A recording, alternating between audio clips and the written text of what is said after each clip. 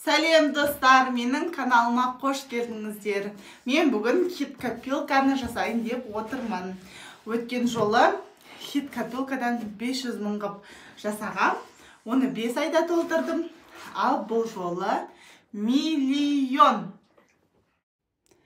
Қағазды толтырып, не зат алатынымды жазып жатырмын. Осылай жазсаң тез орындалады деп жатады ғой. Бірақ енді мен оған кішкене сеніңкіремеймін, бірақ сонда да жазып қойып жатырмын. Мен 2 зат жаздым өзіме қатысты.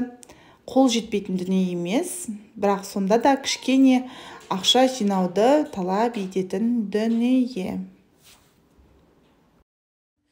Менде мына жерде оператор қызым, мама тез болсай уақыт өтіп бара жатыр деп мәз боп күліп отырмыз.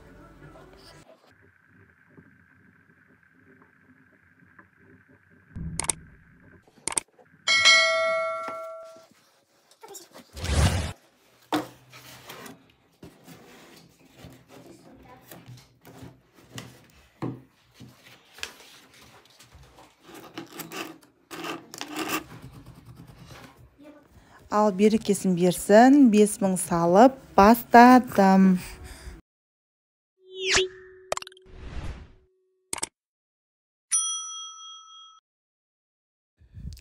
Айзерені 3-4 күн бұрын стоматологқа барғанмын.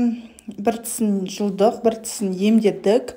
Сонымен 2 аптаға біз күнде күнараға жазылып қойғанбыз. Бірақ үйге келген соң отмена болды. Себебі Айзере ветрянка болып ауырып қалды. Бірінші күні ғана қиын болды, қалған күндері жақсарып қалды. Қалай емдегенімді видеода бөлісетін боламын. Менің ас үйіме қош келдіңіздер.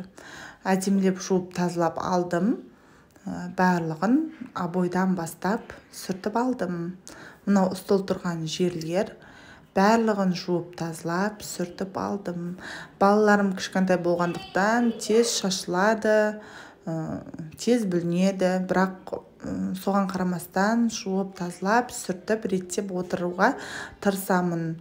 Кейде қолымнан келеді, кейде құмға су құйғандай жоқ болады. Барлық ыдыстарымды жуып тазалап реттеп алдым. Бұрыннан баяғыдан ойлап жүрген оқтауларымды бір тазалап алсам ғой деп. Кеше қолым жетті. 2 оқтау, 1 оқтау менікі емес, қайдан келгенін білмеймін да. Ал екіншісі менікі. Сонымен жуып тазалап алдым. Жолдасыма айтып жатырмын, Құдай қаласа болашақта үй соқсақ, ас үйімнің терезесін үлкен ғып жасап бер деп. Құдай қаласа ол күнге де жетерміз. Видеоны соңына дейін көріп, қолдау білдіргендеріңізге көп рахмет.